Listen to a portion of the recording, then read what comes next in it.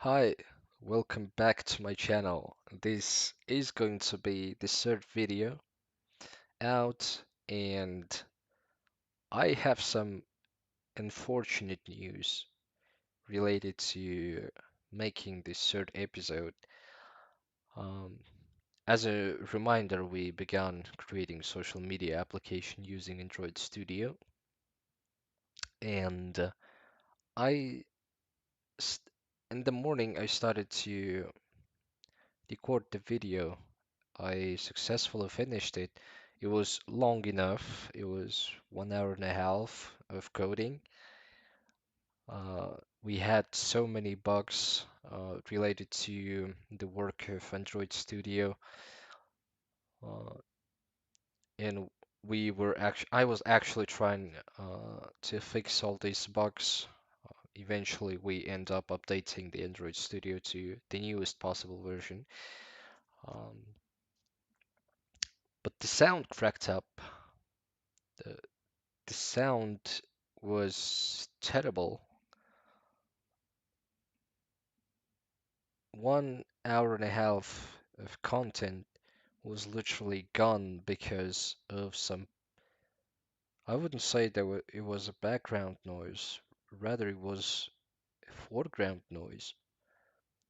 It was literally interrupting the sound of beating some iron. I don't know. It was terrible. So now I will quickly go ahead and explain what I did with the project. As for the third video, this is going to be part one of the third video. It will consist of two parts, and let's begin. So the first thing I did, I just completed uh,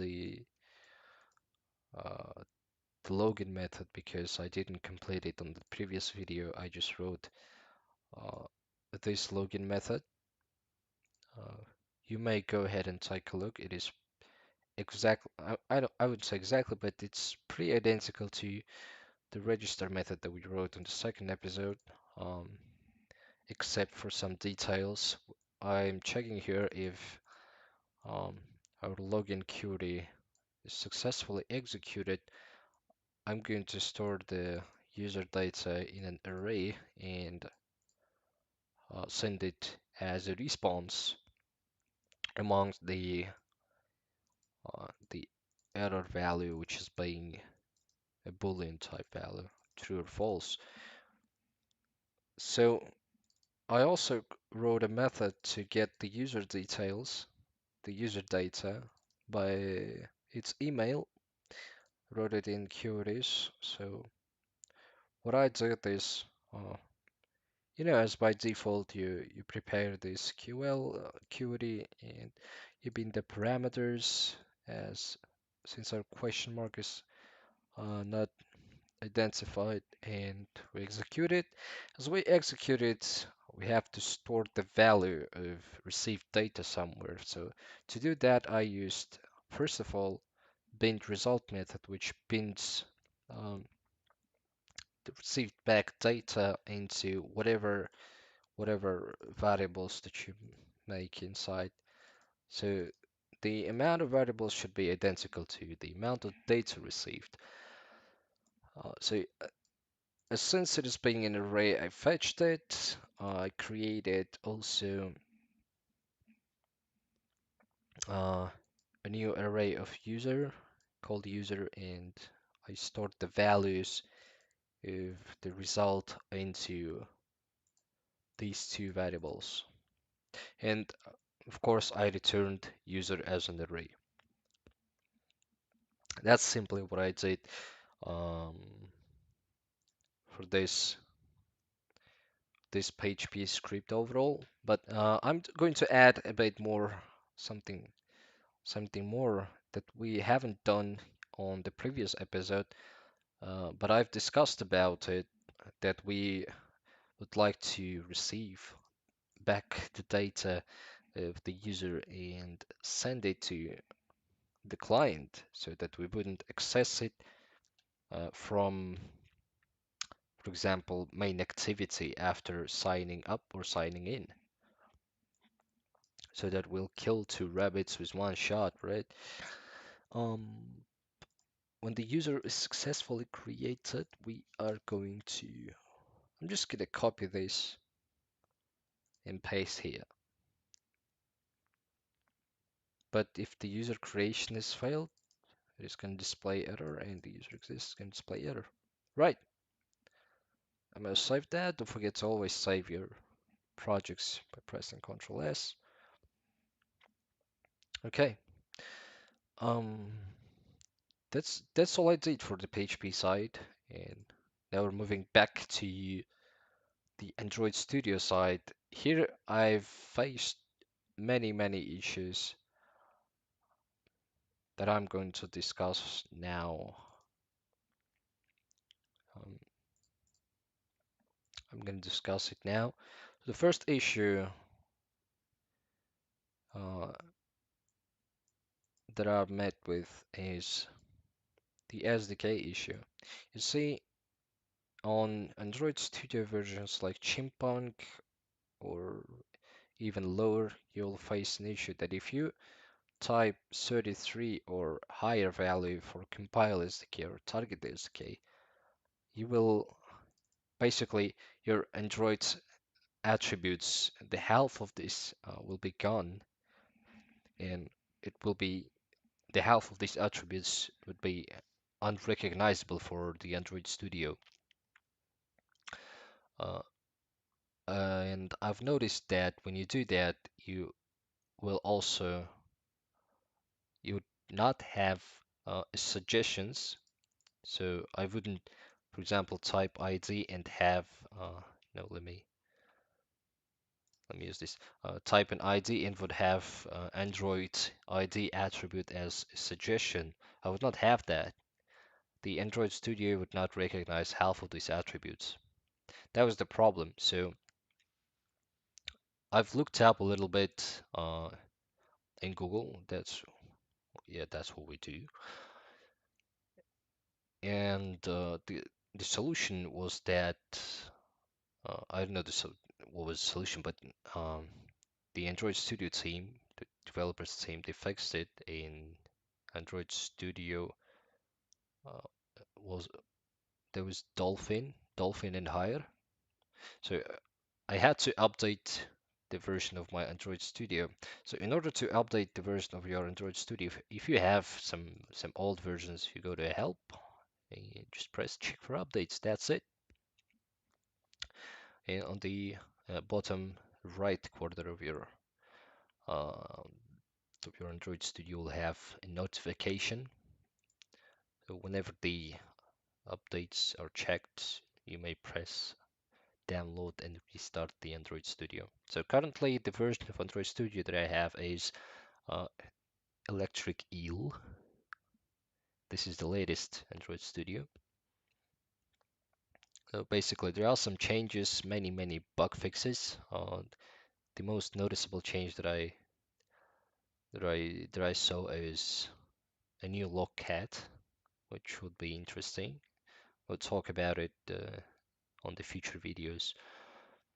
Mm, yeah, and basically the other things they remain the same. So what I did is I created two layouts. The first one is being login layout, and the second one is being register layout. So I don't think that I have to explain what they're responsible for. I mean, the login is basically for logging in, and register is signing up. So I used constraint layout since it is pretty easy to use. This is the overall code that I used to implement. First, I implemented uh, email edit text. Basically, text input layouts are, I mean, they're text fields with user input, with the ability for the user to type something on it. So, okay, and the text input layout and text input edit text layout, they come with uh, with the library, with the design library. On the build grad lab, you will have all the implementations. What I did, I imported the design library. It adds a couple of features, a couple of views, uh, interactions with Java classes, new attributes, basically what is pretty important to front-end development, so that it will make your application more beautiful and more user-friendly. The next implementations that I imported are retrofit and the JSON converter for the retrofit. Retrofit is, you may Google it up, whatever, but I'm gonna try to explain it as simple as possible. Basically, retrofit is needed for us to interact with our PHP script, so that through the retrofit we'll send requests and get back responses from our server. In order for the retrofit to understand our server, we have to use serializable and deserializable values. So I'm gonna use one of the converters, which is called JSON converter. There are a couple of types of converters. You may Google them up, but I think JSON converter will be enough for us. It's pretty simple to use and pretty customizable. So, and the future videos, we'll be talking more about retrofit, and I'm probably gonna switch also to RX Java 2, but we'll see that later on. Um, Moving next to the register layout, it's really identical to login. I just copied and pasted it inside the activity register. As you can see, let me just slowly switch it down. So I literally explained so many things inside of this, but the video, it really broke. So,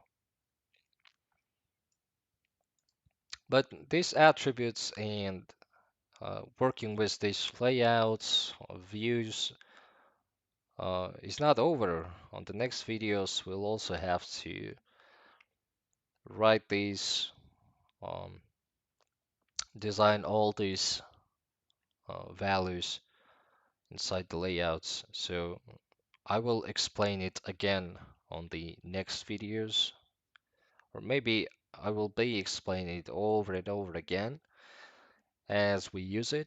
So yeah, um, and also I added some string values such as login, register, email, password. Also added two more strings. Already registered one. I do not have an account for the cases of switching between login and register pages for them to interact with each other.